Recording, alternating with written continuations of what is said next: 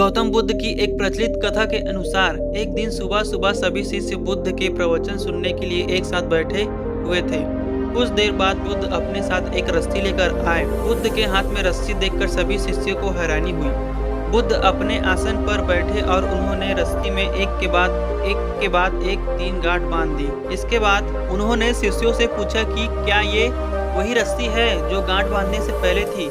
इस प्रश्न के जवाब में एक शिष्य ने कहा कि तथागत, इसका उत्तर थोड़ा मुश्किल है। ये हमारे देखने के तरीके पर निर्भर करता है।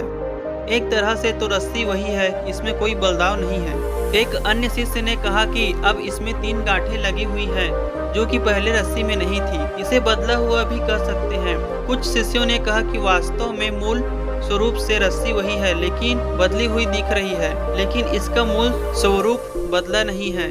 शिष्यों की बात सुनकर बुद्ध ने कहा कि आप सभी सही बोल रहे हैं, अब मैं इन गांठों को खोल देता हूँ। ये बोलकर बुद्ध रस्सी के दोनों सिरों को खींचने लगे। बुद्ध ने पूछा कि क्या इस प्रकार रस्सी की गांठें खुल जाएंगी? सभी शिष्यों ने कहा कि नहीं, ऐसा करने से तो गांठें और ज्यादा कस जाएंगी, इन्हें खोलना और मुश्किल हो जाएगा।